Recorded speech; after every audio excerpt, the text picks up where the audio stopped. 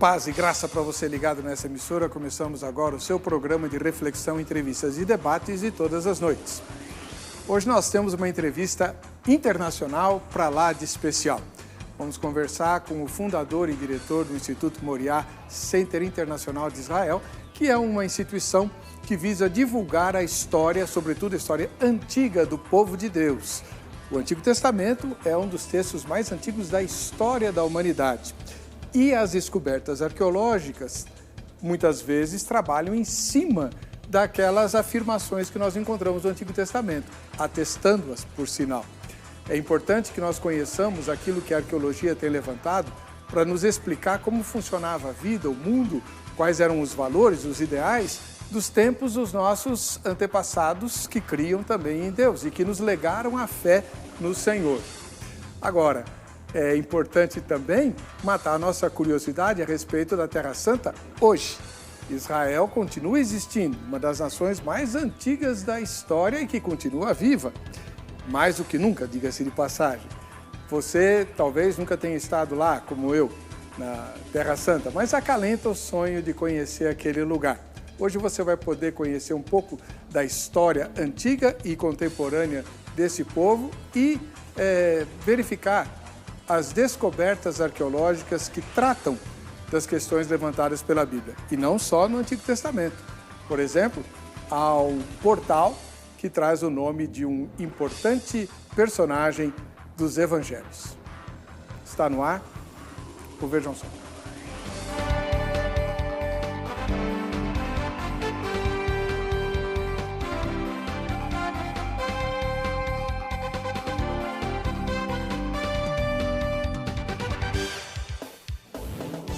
Olá, em nome da Academia Teológica da Graça de Deus da Grade, começamos essa edição do programa Vejam Só e hoje entrevistando o Dr. Ariel Horovitz. Ele é diretor e fundador do Instituto Moriá International Center de Israel. Paz e graça, Dr. Ariel. Shalom, seja bem-vindo. Shalom, obrigado, muito obrigado. Prazer estar aqui. O que é exatamente, em poucas palavras, o Instituto Moriá que o senhor fundou e há quanto tempo? O Instituto Moriá existe já desde o ano 2011. E o objetivo do nosso instituto é realmente divulgar o conhecimento da história antiga, do texto bíblico, através do seu contexto histórico. Ou seja, entender que as pessoas, as figuras bíblicas que nós conhecemos, eram pessoas verdadeiras que existiram dentro de um contexto histórico, sociológico, econômico, político, religioso da época.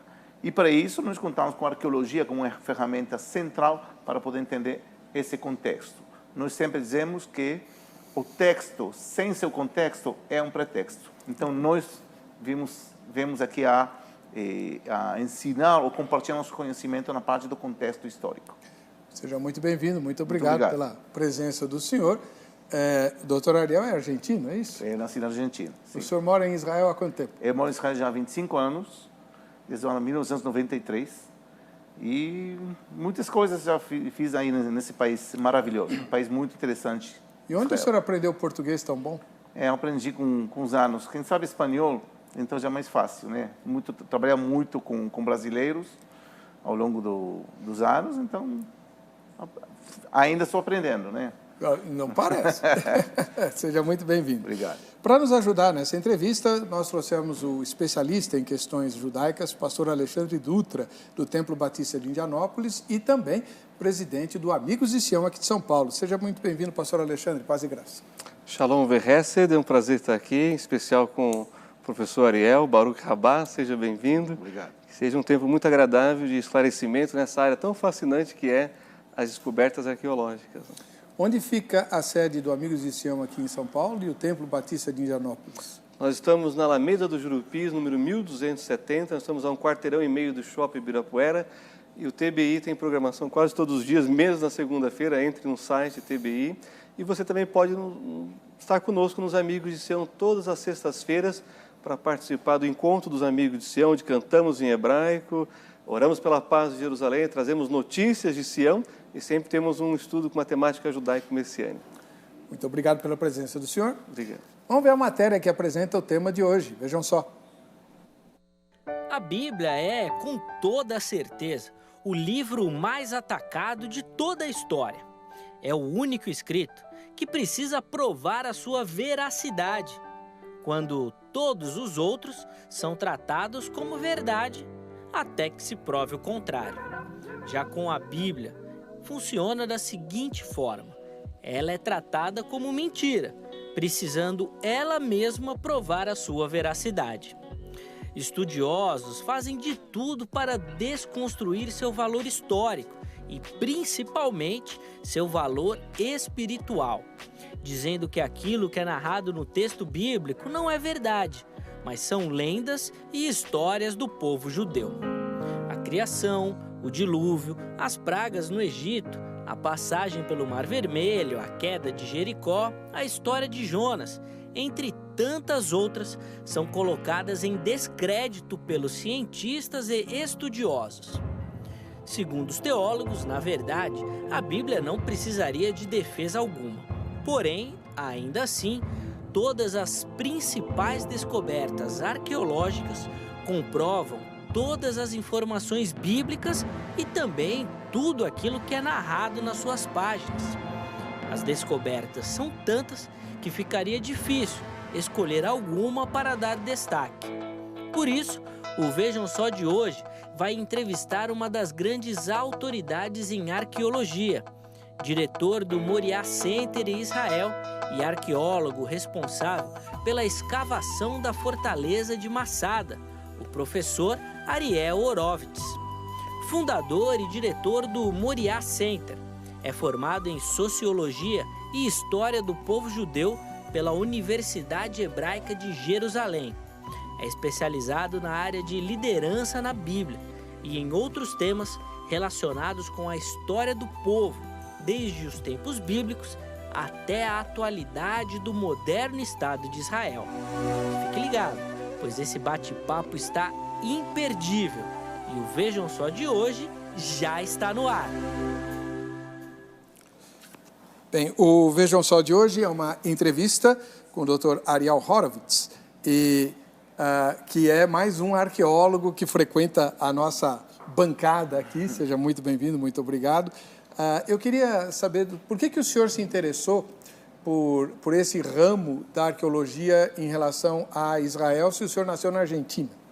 Uma história longa, né? Mas eu lembro quando tinha uns 12, 13 anos, eu tinha na minha casa um livro que chamava E a Bíblia Tinha Razão.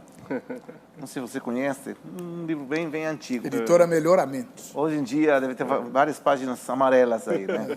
De tão antigo que é. E eu sempre me interessou pelas histórias bíblicas, né? De ter alguma que não seja só lenda, um livro de ética, de moral, que tem alguma coisas concretas, achados concretos que reforçam essa história bíblica. E desde os 12 anos eu me interesso por isso.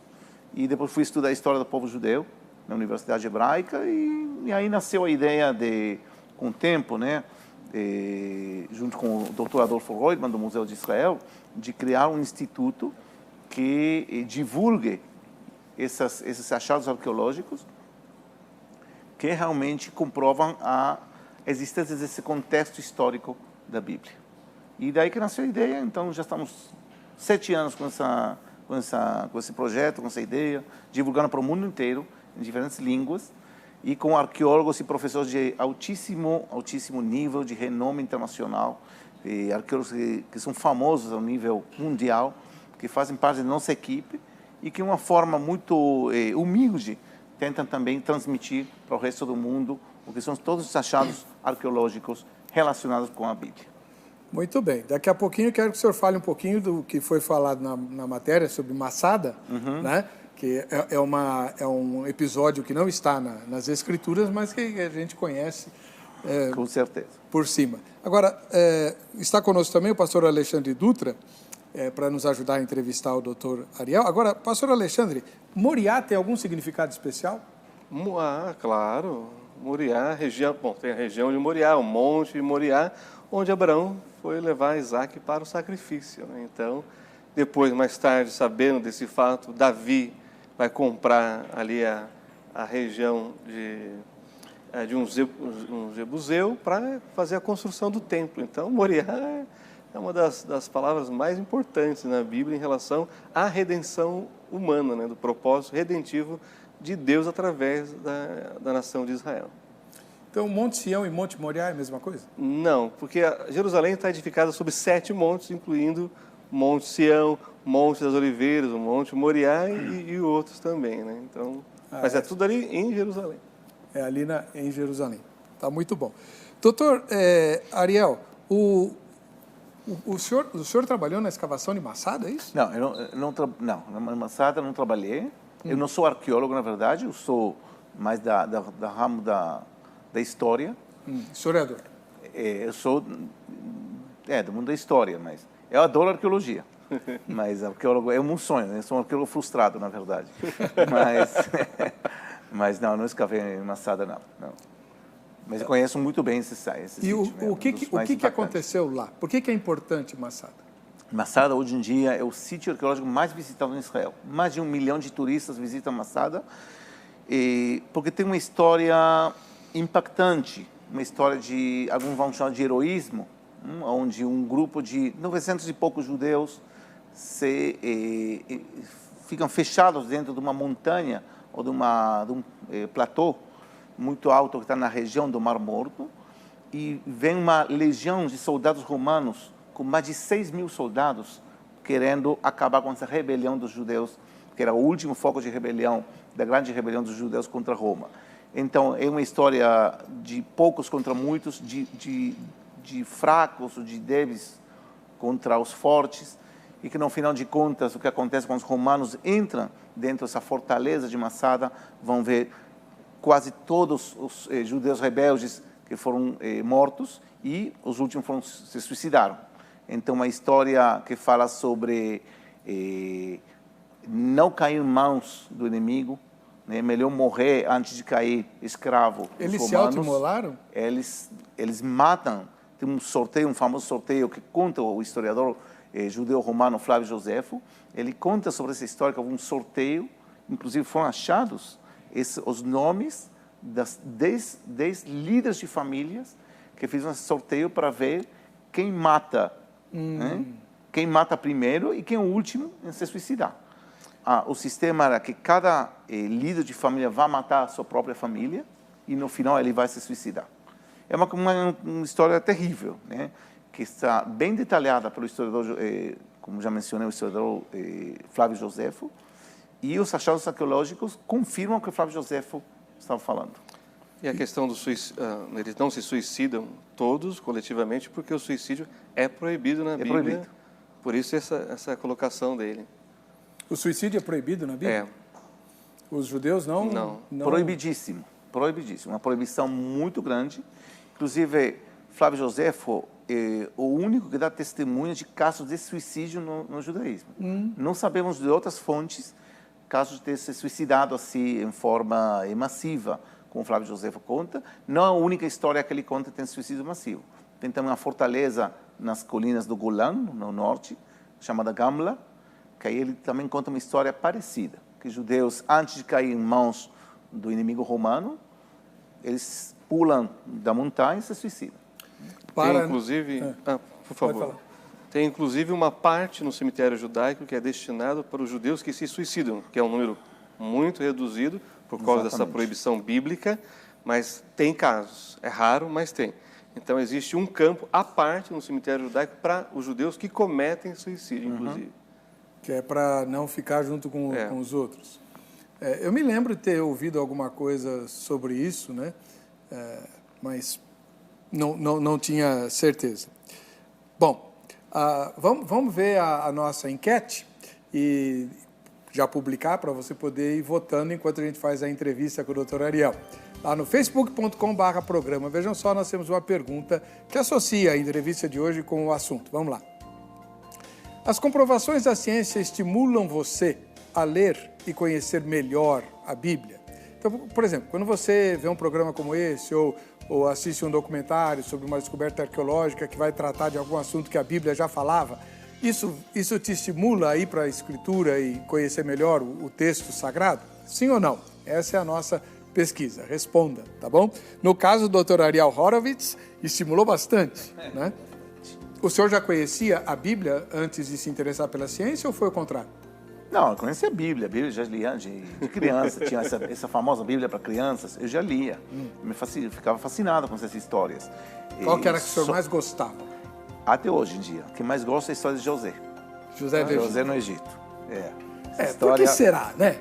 Final feliz, é o final feliz, mas é a história que mais me fascina, e em geral, né, é difícil achar uma história que goste mais da Bíblia, e acho que tudo é fascinante. O senhor não gostou de muito...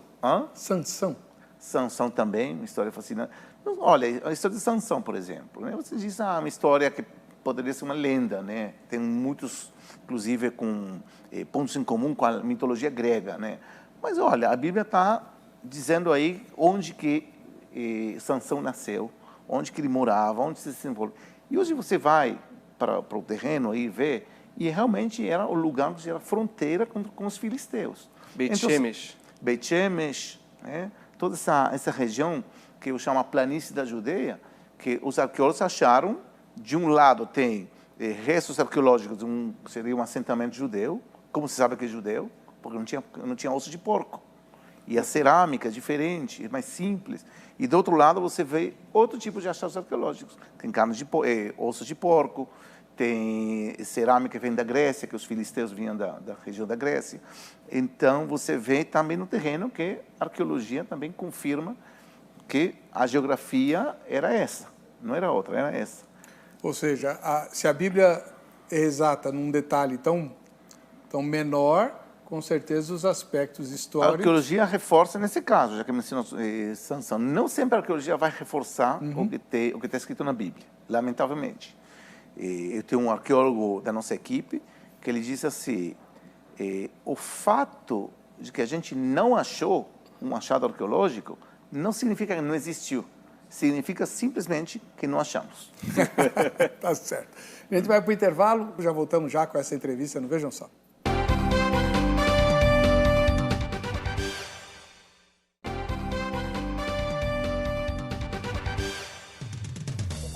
Muito bem, nós estamos hoje entrevistando o Dr. Ariel Horovitz. Ele é fundador e diretor, né, do Instituto Moriá International Center de Israel, que é uma entidade que visa divulgar a história antiga e contemporânea do povo de Israel, né, por meio dos achados arqueológicos e outras confirmações da história. Dr. Ariel, a parceria do Instituto Moriá com a Universidade Hebraica de Jerusalém, ela tem qual finalidade? Eu gostaria só de aproveitar nessa sua pergunta, eu tenho uma pergunta que é o seguinte, e o que seria o turismo acadêmico que vocês promovem, junto com a pergunta dele? Ok, então, nós promovemos em Israel, chama, o que o pastor Alexandre falou, o turismo acadêmico. Ou seja, você vai a passear em Israel, vai visitar os diferentes sítios, mas em vez de ser um guia normal que vai te contando histórias simples ou talvez em alguns casos de forma mais superficial, nós fazemos a mesma coisa, só que quem vai guiar vão ser professores, arqueólogos, especialistas em diferentes áreas relacionadas com a Bíblia, com a história, com a arqueologia, que é uma coisa muito diferente. Imagina que você vai, por exemplo, para Paris, para o Museu do Louvre. Uma coisa é com um guia normal e outra coisa que o diretor do Museu do Louvre esteja te guiando na Mona Lisa. É outra coisa diferente. Eu dou esse exemplo porque a gente trabalha muito com o Museu de Israel. Nosso assessor acadêmico, o Dr. Adolfo Reutemann, quem é o curador dos manuscritos do Mar Morto. E, em ocasiões, a gente vai para o museu e quem guia é o próprio Adolfo, guiando, que é especialista número 1 no mundo dos manuscritos do Mar Morto, guiando aí os nossos grupos. Então, nossos programas, como dizia, estão guiados por professores, por arqueólogos, por historiadores, e a Universidade Hebraica, a gente fez a parceria com uma das universidades mais importantes do mundo. Estamos falando de uma universidade que Albert Einstein e Sigmund Freud foram entre os fundadores dessa universidade. Hoje em dia está entre as 70 universidades mais importantes do mundo, com 9 prêmios Nobel. Então, é para nós um grande orgulho ter o apoio dessa universidade. Claro. Quem vai fornecer aos participantes de nossos programas certificado da própria universidade. E como é que faz para participar desse turismo acadêmico? A gente tem uma representação aqui no Brasil, é só entrar em contato com nossa representante aqui no Brasil, que ela vai informar todos os detalhes. Temos diferentes programas relacionados tanto com a arqueologia bíblica, inclusive agora, esse mês de outubro, próximo mês de outubro, vamos ter um programa chamado A Israel Bíblica Desconhecida, que a gente vai visitar sítios arqueológicos. Eu não quero dizer que ninguém conhece, porque evidentemente alguém descobriu isso. Mas a gente vai para lugares que você não vê um turista aí. Cita são fascinantes. Cita um lugar. Hirbet Kayafa, por exemplo. O que ele disse? Hirbet Kayafa, conhece? Não conhecia. Porque é um lugar novo. Há uns anos, o professor Garfinkel, da Universidade Hebraica, o diretor do Instituto de Arqueologia, escavando aí, achou um sítio, uma cidade que reforça a ideia que o reino de Davi era maior que só Jerusalém. E eu vou explicar o que significa isso. Tem arqueólogos no mundo inteiro que dizem assim, o rei Davi, se existiu, ele era uma coisa pequena, mais de Jerusalém. E de repente vem esse professor e diz assim, olha, achei aqui achados arqueológicos da época do rei Davi, século X, menos 10, né, antes da nossa era, que era uma fortaleza, está a 1 hora de Jerusalém. Ou seja, que já sabemos que o reino do rei Davi não era só Jerusalém, era além. É a cidadela de Davi? A cidadela de Davi, mencionada na Bíblia? A cidadela de Davi está em Jerusalém.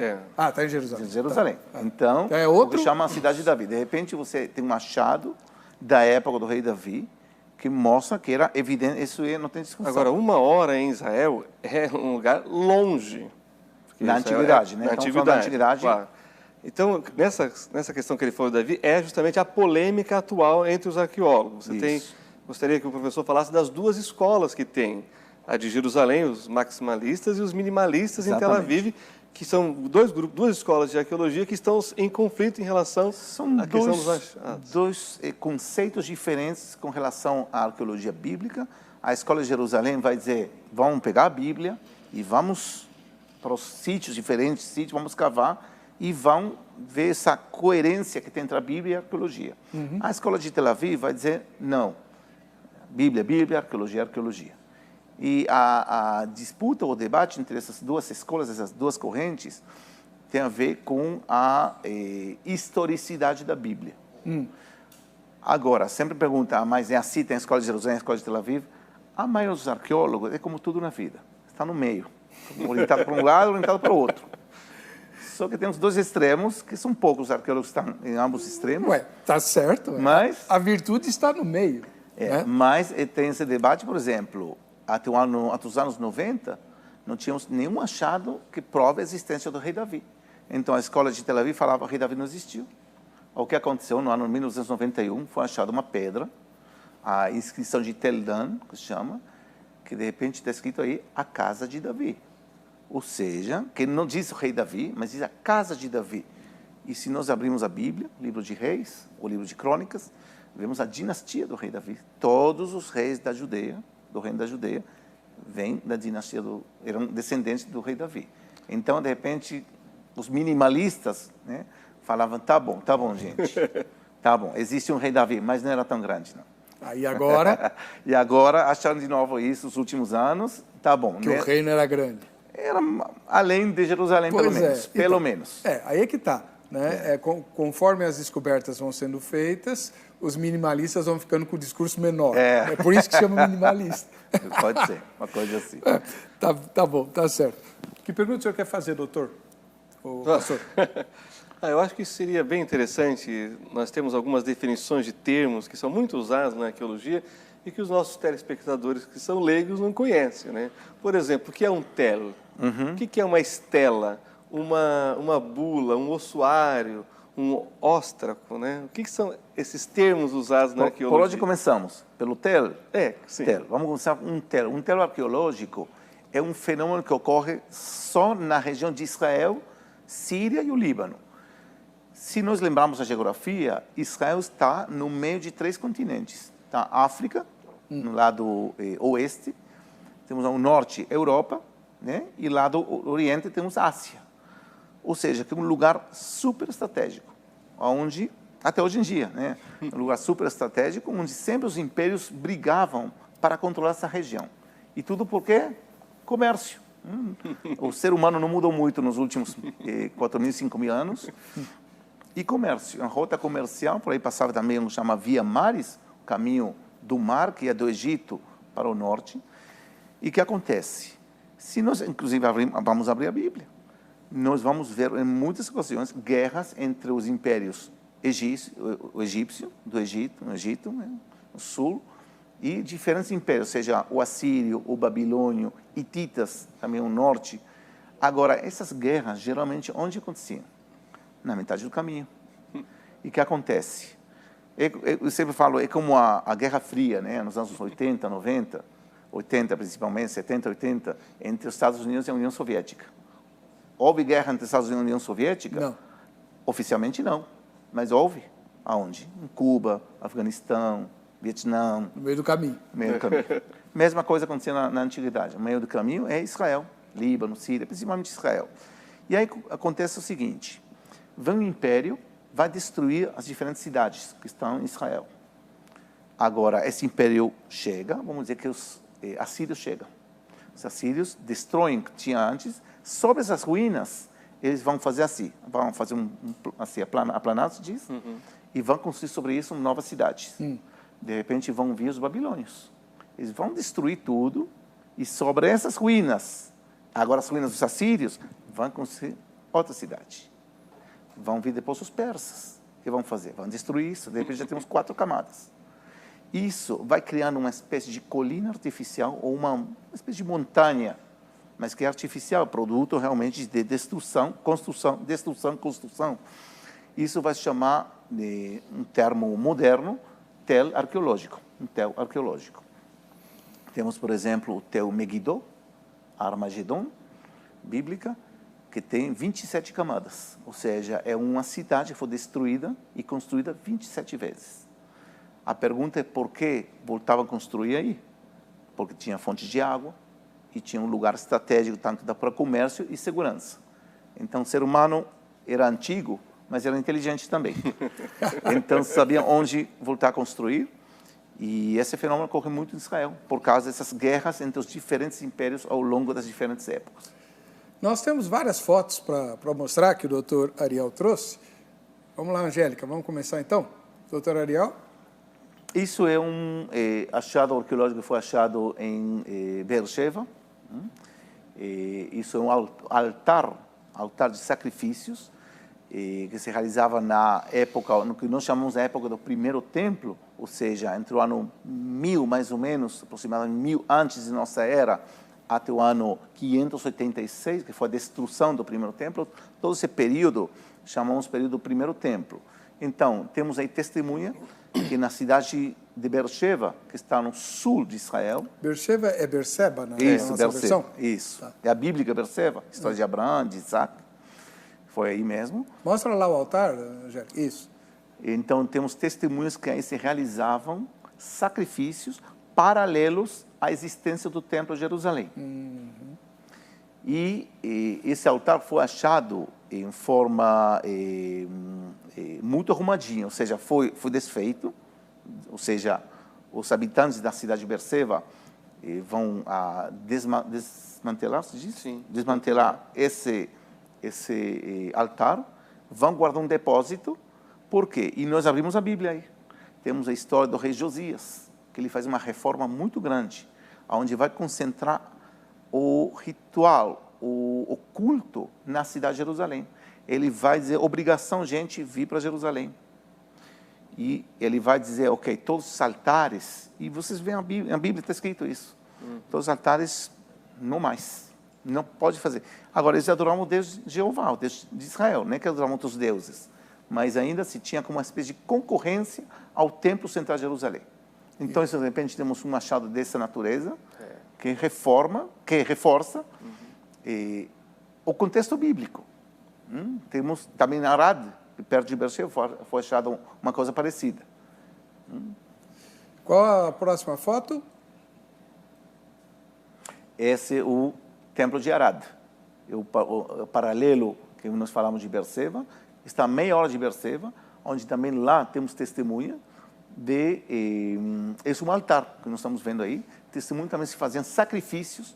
Inclusive, em Arad foi achado uma estrutura de templo idêntica ao templo de Jerusalém. Ou seja, tem um pátio onde se faziam sacrifícios, tinha um lugar que era o santo, e os santos dos santos, o santo santíssimo.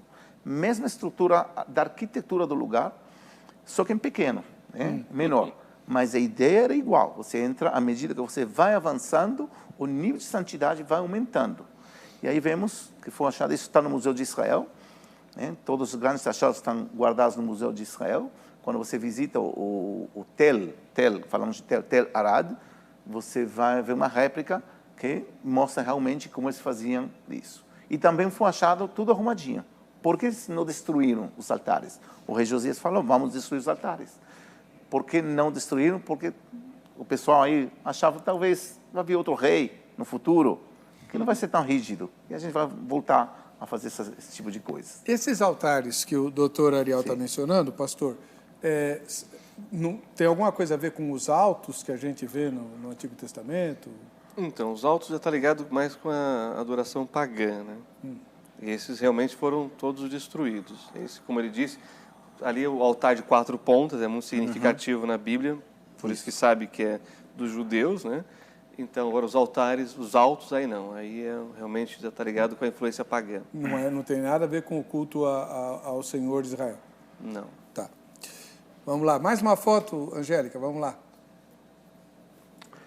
Essa é uma das inscrições das minhas favoritas.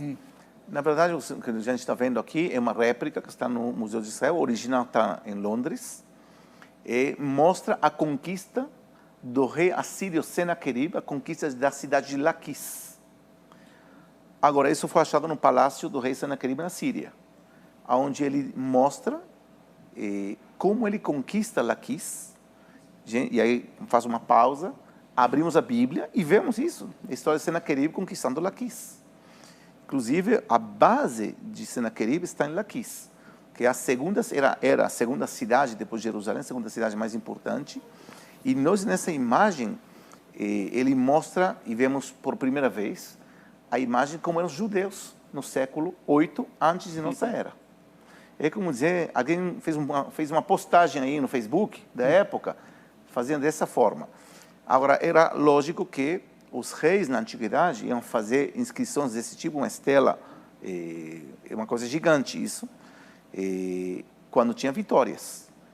E realmente a vitória que ele fez em Laquis foi muito importante. E ele vai dedicar toda esses detalhes, cheios de detalhes aí, como eram soldados assírios, como eles vão levar os presos, prisioneiros judeus ante o rei Senaquerib.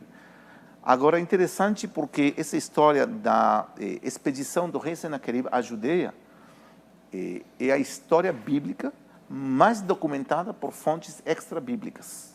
Ah, que legal. Essa informação eu não sabia. A história bíblica, vou repetir, a história bíblica mais documentada por fontes extra-bíblicas. E vou detalhar. Acabamos de ver a estela de Senaquerib. Também foi achado um prisma, o prisma de Senaquerib, onde ele conta em detalhe como ele fez essa expedição à Judeia. E ele disse o seguinte, nesse prisma. Ele fez assim, Senaquerib, o rei, bonito, belo, maravilhoso, fantástico.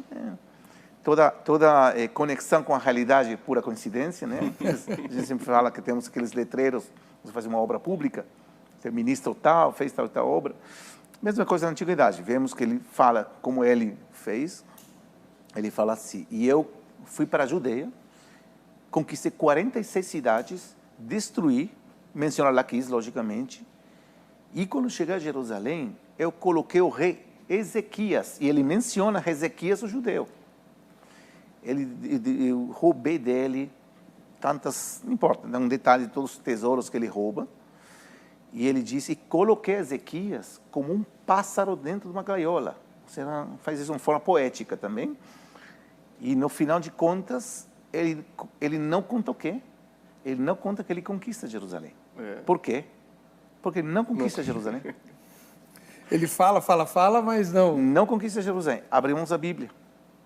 Essa história na Bíblia está no livro de Reis, capítulos 18 e 19. A Bíblia dedica 2 capítulos para a expedição de Senaqueribe.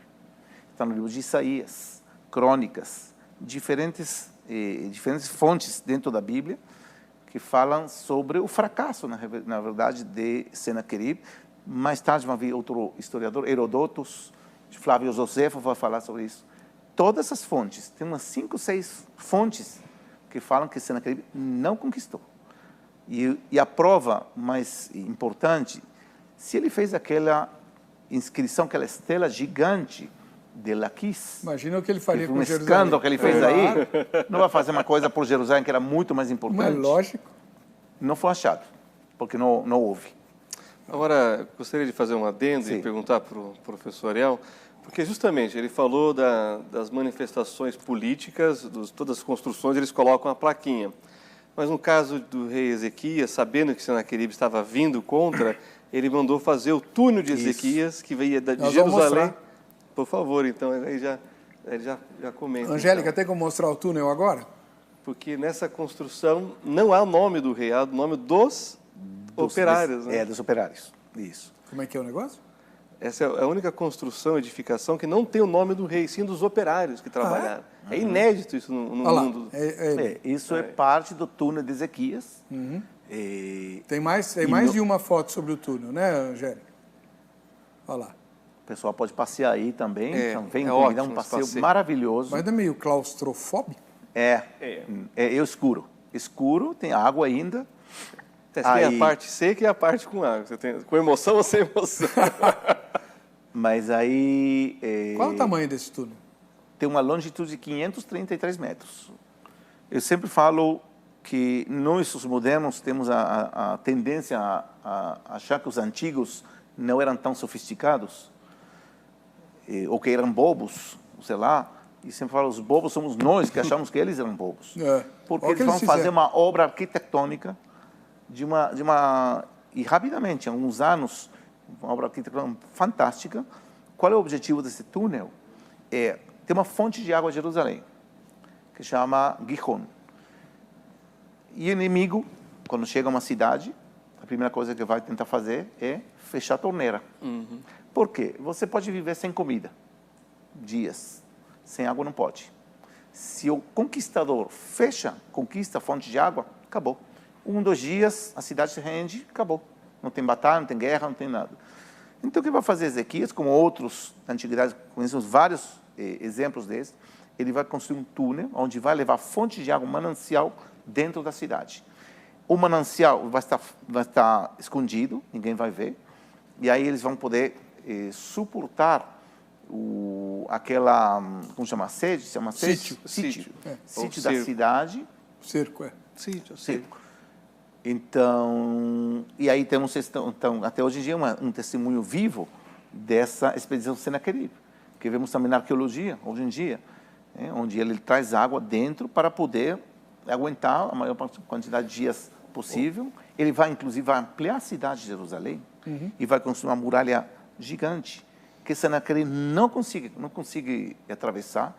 E essa muralha, até hoje em dia, você pode ver na cidade antiga de Jerusalém. O nosso paralelo aqui é o Tatuzão escavando o metrô com GPS que erra. Imagina... Na rocha, né, escavando na rocha, 2 grupos, né? O que o pastor Alexandre estava falando também, foi achado aí uma inscrição, chamada inscrição de Siloé, porque tem a ver com a piscina de Siloé, que já podemos mencionar mais tarde isso, que é uma inscrição escrita em hebraico antigo, onde as duas equipes estavam escavando, uma escavando aqui, outra escavando aqui. No ponto de encontro, eles vão celebrar esse encontro na rocha e vão criar uma inscrição onde fala exatamente isso. Que legal. Nesse dia, nós nos encontramos. E como o pastor Alexandre falou, não tinha GPS, não tinha nada. Até hoje em dia, ninguém sabe como eles fizeram isso. Como nós não sabemos também como foram feitas as pirâmides e outras coisas. Exatamente. O povo antigo não era... Era bobo, não. Não era básico como a gente pensa. A gente vai para o intervalo, voltamos já com mais um bloco do Vejam Só.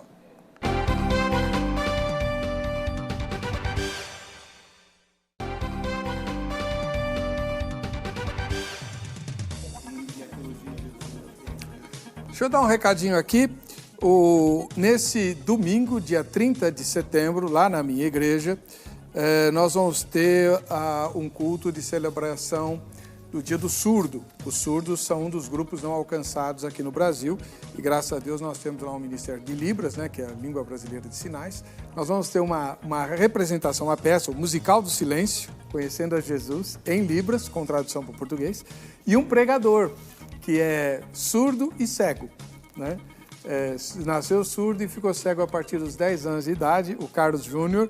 Ele vai ser interpretado pelo Hélio Fonseca, né? Então, ele vai contar das experiências dele, a sua história, uma inspiração. Às 6h30 da tarde, na Rua Belgrado 313. Se você não pôde anotar, é só entrar no Facebook da igreja, né? Igreja do Moinho Velho, Presbiteriano Independente do Moinho Velho, e você tem todos os detalhes lá, tá bom? Todos são convidados e depois vai ter um lanchinho lá para a gente bater papo. Bom, doutor Ariel, aqui no intervalo, o pastor Alexandre estava falando sobre há uma inscrição importante, né, que vocês descobriram e que não tem a ver com o Antigo Testamento, tem a ver com o Novo Testamento. Que inscrição é essa? Estamos falando da inscrição onde está mencionado o nome de Pôncio Pilatos. Opa, tem aí, Angélica? Essa é uma inscrição que foi achada em Cesareia Marítima. Na época de Jesus, Cesareia Marítima era a capital da província da Judeia, não era Jerusalém. Está brincando, Cesareia? Cesareia Marítima era a capital. A partir do ano 6 de nossa era, passa a ser Cesareia Marítima a capital, uma cidade fundada, construída, criada de zero pelo rei Herodes. É lá que Paulo fica preso? Exatamente. É de lá que ele apela para Roma. Exatamente. Aí Paulo fica preso, Pedro converte o primeiro gentil à nova fé, que é o Cornélio, a história de Cornélio, o centurião. Então, foi achada na Cesareia Marítima uma pedra que está mencionado o nome de Tiberium e Prefectum Pontius Pilatus. Isso que está escrito aí. Então, umas coisas estão aí destruídas, vocês podem ver, não está toda a inscrição clara, mas sobreviveram os nomes de Tiberium, e nós sabemos que o imperador Tibério, que era contemporâneo a Jesus, e temos a palavra Prefectum, que não sabemos o que significa, e Pontius, está escrito Tius, a palavra Pon ficou apagada, Pilatus. Agora, o que quer dizer essa pedra?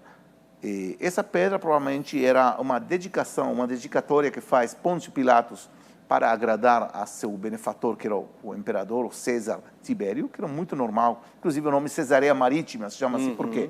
Porque Herodes queria agradar o César. Então vamos chamar isso de Cesareia Marítima. Então é uma dedicatória, uma homenagem que vai fazer Pôncio Pilatos para Tibério. O que nos diz essa pedra hoje em dia? Nos diz uma coisa muito simples. Houve uma pessoa chamada Pôncio Pilatos, que não diz a Bíblia, diz uma pedra que foi chamada Cesareia. Temos também, Tibérios não sabemos, porque sabemos a história de Roma, mas de repente temos a figura de Pôncio Pilatos escrita uma pedra, que estava em Cesareia, não sabemos que Cesareia era a capital, então, um achado muito importante. E tem uma foto de Cesareia, a Angélica está me falando. Vai lá, Angélica. Cesareia está, metade praticamente foi engolida pelo mar, né? O Porto de Cesareia foi engolido pelo mar. O Porto de Cesareia. Que você pode fazer um passeio turístico de mergulho nas ruínas de Cesareia. Que legal. Agora, Herodes constrói aí em Cesareia um porto que em nossos grupos, nos nossos programas acadêmicos, é recebido não poucos arquitetos que vêm especialmente para conhecer a forma que Herodes construía. Até hoje em dia é estudado. O anfiteatro de Cesareia. Nós mostramos aí. Angélica, volta aquela... Esse é um teatro. Esse é um lugar impressionante. Também, como é que chama aquele estádio que tinha as bigas de corrida de cachorro? Hipódromo. Esse é um lugar, reverendo, que realmente é um lugar isso obrigatório. Tudo em Cesareia. Tudo Cesareia Marítima. E foi Herodes que construiu? Herodes o Grande que constrói. Herodes o Grande é o que manda matar os bebês? Exatamente. A Bíblia não menciona muito o nome de Herodes, só que às vezes é Herodes o Grande, o que inicia essa dinastia, e em outras ocasiões vão ser os netos, os filhos e os netos também de Herodes. Mas a Bíblia chama todos Herodes, mas não por acaso, porque os filhos chamavam Herodes Antipas, por exemplo, Herodes Filipo. Então sempre tinha esse nome Herodes. E Herodes o Grande vai ser construir, entre outras coisas, também a cidade de Cesareia, vai fazer uma cidade totalmente romana, pagã, com todas essas características de uma cidade romana, com teatro, hipódromo, porto, templos para o César, templos para deuses romanos, banhos romanos, uma cidade. E se nós vamos para Cesareia hoje em dia, vamos ver um sítio arqueológico gigante, é apenas o 10% da cidade original. O dízimo. Reverendo, eu gostaria de, nesse ponto da pedra de Pôncio Pilatos, ler um texto de Lucas, que eu acho que é bem significativo, e eu gostaria de que ele explicasse, porque fala também, tem dois aspectos, dois assuntos que muito interessantes, que vai para o templo judaico também, o templo de Salomão, né, que foi destruído, depois reconstruído e depois ampliado por Herodes. Mas o texto de Lucas, capítulo 19, a entrada de Jesus em Jerusalém, então ele está chegando, né, descendo ali, montado num jumentinho, descendo o Monte das Oliveiras, aí ele chega em Jerusalém e é dito assim, né? Bendito o Rei que vem em nome do Senhor, paz no céu e glória nas alturas. E disseram-lhe de entre a multidão alguns dos fariseus, Mestre, repreende os teus discípulos. E respondendo ele, disse-lhes, digo-vos que, se estes se calarem, as próprias pedras clamarão. As pedras estão clamando até hoje, né? Mas aí ele continua chegando, né? E aí depois ele vai dizer, então, que Jerusalém vai ser destruída. Ele diz, e te derrubarão, e a ti e aos teus filhos que dentro de ti estiverem, e não deixarão em ti pedra sobre pedra, pois que não conheceste o tempo da tua visitação. Então eu gostaria de perguntar para o professor Ariel sobre as evidências de um templo judaico em Jerusalém. Por quê? Porque o presidente da autoridade palestina, Mahmoud Abbas, o doutorado dele na Alemanha foi justamente a tese de que nunca houve um templo judaico em Israel, em Jerusalém. Eu gostaria que o professor falasse. Aqui vamos entrar em um aspecto que é muito central hoje em dia, que é arqueologia, com teologia e política. Está tudo misturado. E eu vou explicar. As evidências sobre a existência de um templo, o templo, não é um templo, o templo de Jerusalém, são óbvias. O Muro das Lamentações é, sem lugar a dúvidas, a parede externa ao templo. Foi achado o Muro Sul também, o Muro Oriental também, que era uma estrutura que segurava o que estava dentro, que era o templo. Não é uma parede de contenção. Agora, isso é evidente. Agora, vem a autoridade palestina, como vai vir a Unesco também, há um ano atrás. Pois é, triste. A Unesco, você acha um organismo sério da ONU, importante, mas eles podem dizer que amanhã o sol aparece à noite e a lua aparece de dia, a Unesco falou. É uma coisa ridícula que eles falaram. Eles falam assim, o que está hoje em dia na esplanada do templo, o monte do templo, é o Domo da Rocha e a Mesquita da Al-Aqsa, não tem nada a ver com o povo judeu. O Muro das Lamentações não tem nada a ver com a história do povo judeu. É uma coisa ridícula. Agora, nós temos testemunhas, já falando disso, dos anos 30, onde temos livros escritos por árabes, livros de turismo, onde eles, e mapas também, que eles falam assim, o templo de Jerusalém, o templo de Jerusalém está aqui. Só que com a política foi avançando, esse conflito entre palestinos e israelenses, então os palestinos vão dizer que não tem nada a ver com o judaísmo. Começa não houve o nada, negativismo, né? Começa a distorcionar a realidade, a história, né? Nós temos uma foto que tem uma inscrição de templo, não é, Angélica? Ela me falou alguma coisa sobre isso. Angélica? Isso foi achado, outras evidências, isso foi achado fora da esplanada do templo, onde está hoje em dia o Domo da Rocha e a Mesquita de Al-Aqsa. É uma pedra que está escrito em hebraico antigo, que diz assim, a casa do trompetista, ou aquele que toca trompeta. Agora, que é essa inscrição? Foi achado aí perto do templo, e nós sabemos por outras fontes que na época da existência do templo, o templo de Herodes, tinha um sacerdote que a função dele era tocar a trompeta, anunciar o início do Shabat, por exemplo. Ou se está começando um mês novo. Ou se temos o início de uma festa judia. Então, ele anunciava para que as pessoas já parem de trabalhar e se aprontem, se preparem para o início do Shabat ou aquela festa que seja. Então, essa é mais uma evidência da existência do Templo de Jerusalém. E depois uma curiosidade. Como se diz Jerusalém em árabe? Al-Quds. Al-Quds. O que significa Al-Quds? A Santa. A Santa. O nome original não é Al-Quds, é Beit al-Maqdis. Beit al-Maqdis, que significa Beit HaMikdash. Beit HaMikdash é o templo sagrado. Ou seja, os árabes já chamam o templo sagrado, a cidade de Jerusalém, como templo sagrado. De quem? Dos judeus. O Domo da Rocha vai ser construído exatamente onde estava o Santo Santíssimo. E não é por acaso. Quando os árabes chegam no século VII, conquistam toda a região, eles vão perguntar onde está o lugar mais santo. Aí eles vão edificar um monumento que é o Domo da Rocha atual, o edifício muçulmano mais antigo do mundo, hoje em dia. Porque tem uma questão no Oriente Médio, que lugares que foram separados, santificados para ser um templo religioso, ele não pode ser uma outra coisa. Não pode ser um prédio da prefeitura, do governo, ou seja, se constrói um templo sobre o outro. É por isso que a gente vê, é muito comum, quando você vai para a Turquia, as mesquitas estarem construídas sobre as igrejas cristãs. Por quê? Porque se era um lugar sagrado, separado, você não pode construir outro para outra função, além da questão religiosa. Que legal. Tem mais fotos, né, Angélica? Vamos mostrar que senão o programa acaba. Vamos lá. E essa foto aí? É uma foto, essa foto mostra, chama Basílica da Agonia, o lugar que, segundo a tradição, aconteceu a traição de Jesus a mãos de Judas Iscariote, também chamada Agonia, porque é o lugar onde Jesus está pedindo um último pedido a Deus, eu não sei como se diz em português, passar o copo, né? Passar o cálice. O cálice. O cálice. É o Getsemane? Getsemane. Ali é o... Isso é Getsemane ou Getsemane? Getsemane. Getsemane. Getsemane vem do hebraico, Gat Shmanim, que significa prensa de azeite.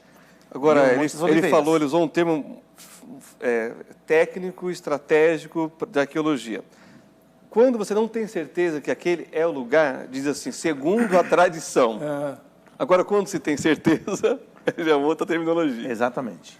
Essa foto é Jerusalém, né? Isso é uma vista desde Getsemane, do Monte das Oliveiras. Vemos uma vista maravilhosa do Monte do Templo.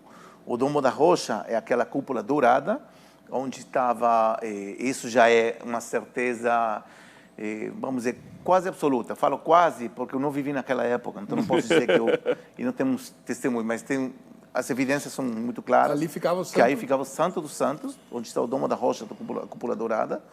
E dentro do Domo da Rocha tem uma pedra branca gigante, onde, segundo a tradição, e aí falo de tradição, foi o sacrifício de Isaac. Muitas coisas acontecem aí para o judaísmo, também segundo o judaísmo, dessa pedra nasceu o mundo, foi criado o mundo, ou seja, o Jardim do Éden fica aí. O Santo dos Santos é evidência que era aí. Para os muçulmanos, o Domo da Rocha, eles vão criar uma tradição que diz que o profeta Maomé, ele vem de Meca, Arábia Saudita, e vai fazer uma travessia através de um cavalo, uma mula branca com asas, alado, vai de Meca a Jerusalém, ele vai pousar naquela rocha e vai subir até o céu, onde ele vai receber de Deus os 5 preceitos do Islã, que tem que expandir no mundo inteiro. Por isso que o Islã santifica também esse lugar. Não é uma mesquita. Muitas pessoas acham que é uma mesquita. Não é um lugar santo, mas não é mesquita. Exatamente. Agora, eu queria aproveitar nesse ponto, porque a gente está falando daquilo que era o templo e onde é. Só que Israel, os judeus ortodoxos, em especial, estão preparando a construção do 3º templo. Em que pé estamos? A criação, a construção de um 3º templo não é um tema central no dia a dia em Israel. É mais uma utopia. Por exemplo, você fala em Pesach, em Páscoa, que o terceiro templo seja reconstruído em nossos tempos. É um desejo utópico. Porém, tem um grupo de judeus ortodoxos nacionalistas. Não são aqueles que vão de preto, são aqueles que vão de jeans, camisa, com kippah. Sionistas? Sionistas e muito nacionalistas, que eles já têm tudo pronto, que alguém dê a ordem e eles vão a reconstruir o terceiro templo.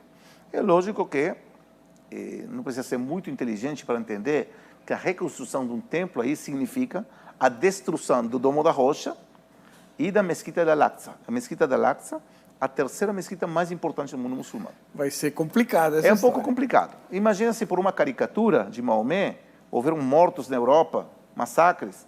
Não quero pensar que aconteceria no mundo muçulmano se isso acontecer. Estamos quase acabando. Põe mais uma foto, Angélica, por favor. Isso parte também de Getsemane. Tem oliveiras aí que muito antigas. É muito difícil acreditar. Eu não acredito que seja da época de Jesus. Não tem oliveiras tão antigas. As oliveiras são uma árvore que tem uma vida muito duradoura. Provavelmente de 1.100, 1.200 anos. Mas que é a capacidade da oliveira? Que a oliveira, quando está se secando, tem umas ramas que estão nascendo, né, como se fossem os filhinhos da oliveira que vão a criar a próxima árvore. Ou seja, o que vemos aqui em Getsemane é uma horta de um terreno cheio de oliveiras antigas, que não sabemos, por isso fala que segundo a tradição aí é Getsemane, nós não sabemos com certeza se foi aí a cena da traição ou não, mas nós sabemos que foi no Monte das Oliveiras.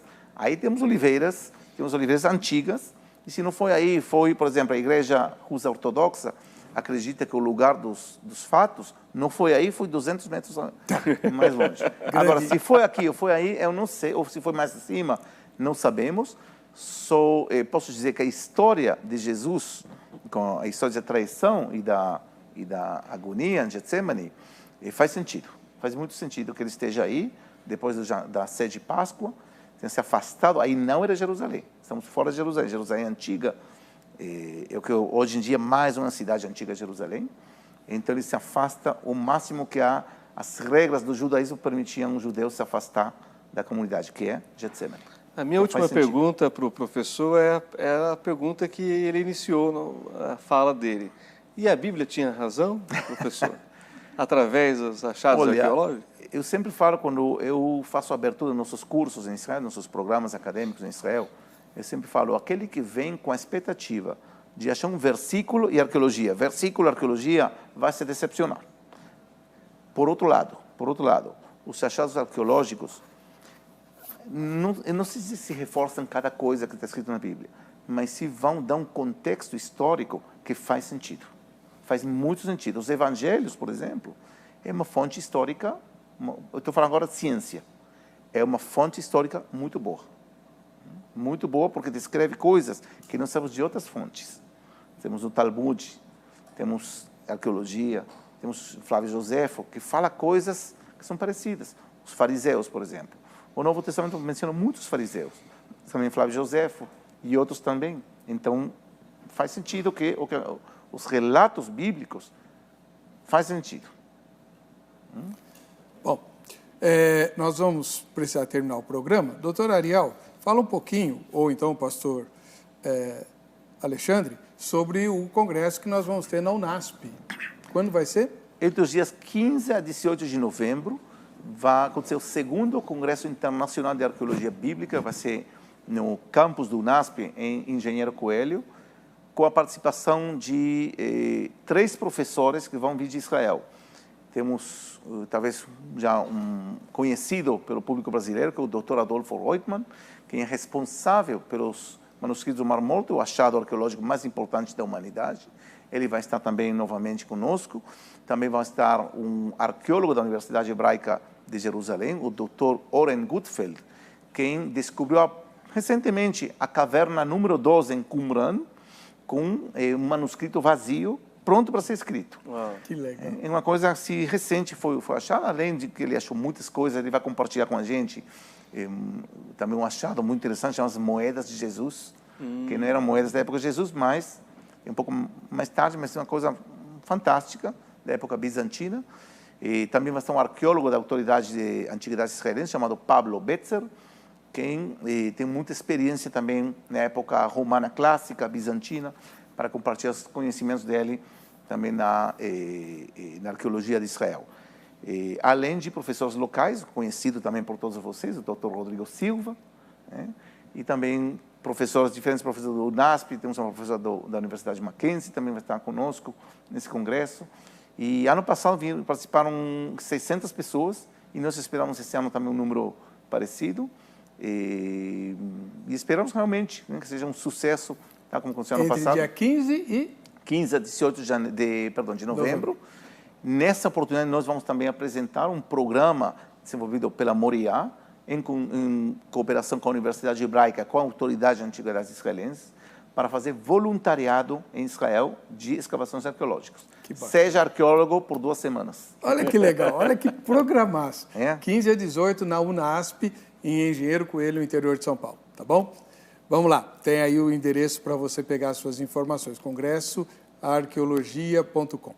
Eu queria agradecer ao Dr. Ariel Horovitz, do Instituto Moriá International Center de Israel, e também ao pastor Alexandre Dutra, do Templo Batista de Indianópolis, por essa entrevista. E muito obrigado pelas fotografias que o senhor trouxe e por todas as informações que o senhor trouxe para nós. A gente vai se ver no próximo, vejam só. Até lá.